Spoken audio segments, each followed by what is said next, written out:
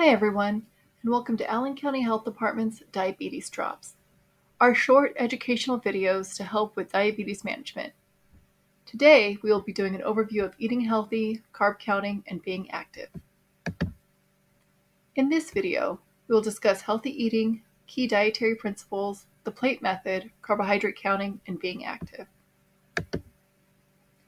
Diabetes is a chronic disease, meaning it does not go away, but it can be managed, sometimes by diet alone, sometimes by adding medications like insulin or diabetes pills, but always with exercise, monitoring, education, and support.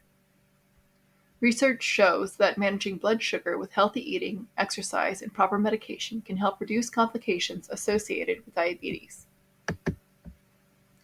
Healthy People 2020 guidelines and recommendations help develop key dietary principles for meeting nutritional needs. Individualized meal plans are important for those with diabetes. Meal plan design will be determined by personal preferences, cultural traditions, weight management needs, medication regimens, and budgetary considerations, just to name a few.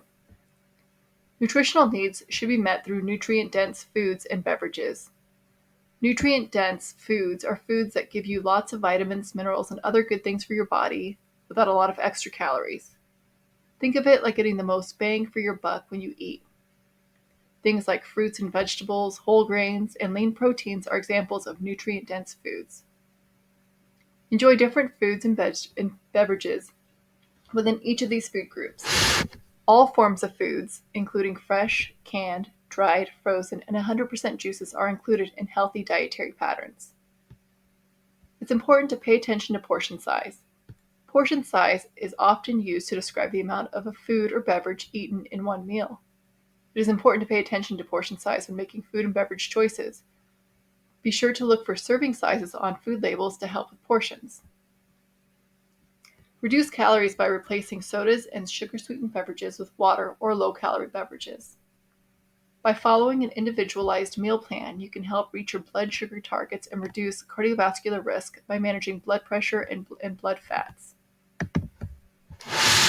There is no ideal meal plan for diabetes, but there are meal planning tools that can help with portion control. The plate method involves using a standard item, in this case a 9-inch plate, to help you identify what and how much to eat of each food group at each meal. It's easy to eat more food than you need without realizing it. The plate method is a simple visual way to make sure you get enough non-starchy vegetables and lean protein while limiting the number of high-carb foods you eat that have the highest impact on your blood sugar. You want to start with a 9-inch dinner plate. It's about the length of a business envelope. Fill half with non-starchy vegetables such as salad, green beans, broccoli, cauliflower, cabbage, and carrots. Fill 1/4 with lean protein such as chicken, turkey, beans, tofu, or eggs. Fill the other quarter with carb foods. Foods that are higher in carbs include grains, starchy vegetables such as potatoes and peas, rice, pasta, beans, dairy as in milk and yogurt, or fruit. Then choose water or a low-calorie drink such as unsweetened iced tea to go with your meal. This meal planning method may be helpful for helping to reach target weight and blood sugar goals. Here are some examples of how to use the plate method with different types of cuisines. Here you have a Hispanic plate with a tortilla and black beans taking up 1/4 of the plate for grains and starches. The Kentucky plate, on the other hand, has macaroni and cheese taking up 1/4 of the space for grains and starches. With this method, it's easy to swap different grains, proteins, fruits, and vegetables to make a well-balanced meal. Here are more examples of the plate method using Italian and Criollo cuisines. The Institute for Family Health has multiple examples using the plate method. Go to www.institute.org for more information. The Institute for Family Health also provides portion sizes for different food groups. Here are different starches to choose from. Typically speaking, these foods are our primary sources of carbohydrates in the diet. Try to choose whole grain options. Whole grains are not processed or refined and contain less fat, less salt, and less sugar, and more fiber than refined grains. Whole wheat bread, oats, and brown rice are all great whole grain options. Typically, the serving size for these foods would be 1 cup. Use 1 cup of rice, potatoes, corn, pasta, or other grain to fill the quarter of your plate for starches or grains. The serving size for proteins is typically 4 ounces, or the size and thickness of a deck of cards. Proteins should occupy 1/4 of your plate.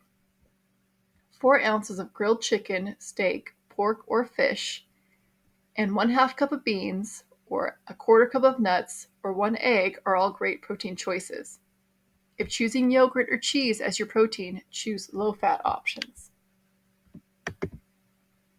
When choosing non-starchy vegetables, the more the merrier. Mix and match vegetables and try to eat the rainbow by incorporating different colored vegetables into your diet. Different colored fruits and vegetables contain different nutrients. By incorporating different colors into your diet, you can ensure that you are getting a variety of nutrients. Starches and grains are not the source of carbohydrates in the diet. Serving size of fruits varies due to the different carbohydrate concentrations. Choose whole fruit that is in season and canned or frozen fruit that is unsweetened or packed in its own juices and not in syrup. Dairy contains carbohydrates, fat, and protein. Milk and yogurt count as a carbohydrate serving. When you're choosing these, make sure to choose low-fat options. Make sure to count these foods as carbohydrates when meal planning. Carbohydrate counting is another meal planning tool you can use to help plan meals and control blood sugar. Carbohydrate counting is focused on a single nutrient, in this case, carbohydrates. It is designed to be used by either having an insulin to carbohydrate ratio or having a set number of carbohydrates based on individual assessment for meals and snacks. There are 2 ways to count carbs: carbohydrate choices or carbohydrate grams. The first is counting the number of carbohydrate food choices for each meal or snack, based on the food exchange groups or servings that are equal to 15 grams of carbohydrate. Most women require 3 carbohydrate choices at each meal and 1 per snack. Men are allowed up to 4 at each meal and 1 to 2 at each snack. The second way to count is based on a specific number of grams of carbohydrate at each meal or snack. For example, 30 to 45 grams for breakfast, 45 to 60 grams at lunch and dinner, and 15 to 30 grams for snacks. A person can choose which way of counting works best for them. In both ways, the amount of carbohydrate is selected is individualized based on blood sugar goals, desired weight loss, or maintenance and medications. Eating out at restaurants can be fun and can still be enjoyed by using good judgment. Try to eat within 1 hour of your regular mealtime. If you can't eat at your usual mealtime, have a snack to help you keep your blood sugar from going too low and to help keep you from getting overly hungry. Eat usual portion sizes. Ask for a takeout box at the beginning of your meal so you can put what is left over, the normal size, into the box. If it is out of sight and off your plate, it will help you to avoid the temptation of overeating.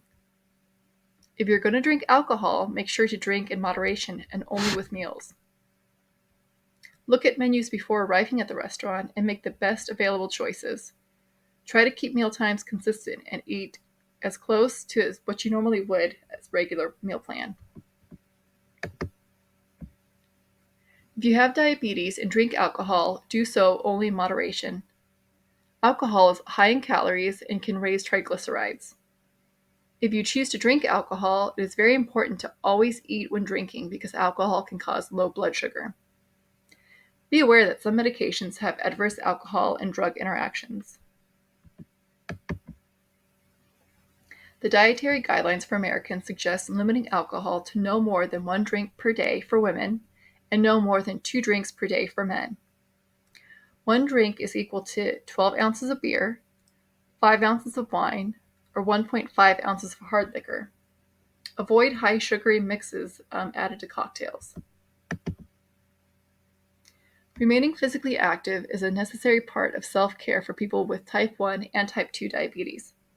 Healthy eating, being physically active on most days, along with taking medication as prescribed, can reduce the risk of complications associated with diabetes. There are many benefits to physical activity. It improves blood sugar levels, helps with weight loss by burning calories, reduces blood pressure and improves blood flow throughout the body.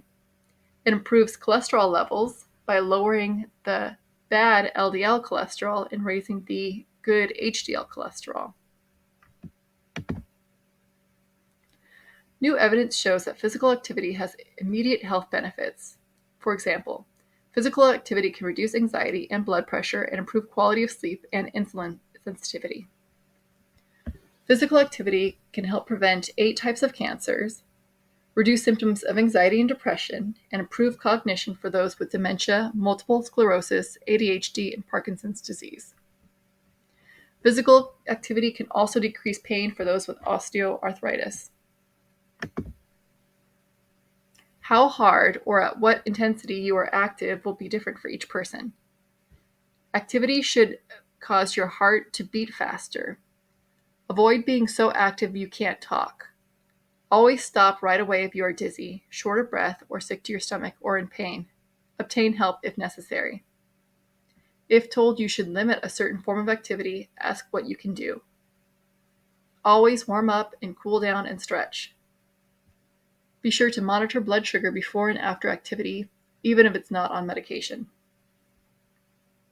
During the first 20 to 30 minutes of activity, your body only burns glucose and glycogen, and then begins to burn fat. If you are trying to lose weight, it is important that you always allow your body to reach this point. Think FIT, F-I-T-T. FIT is an acronym for frequency, intensity, time, and type of activity.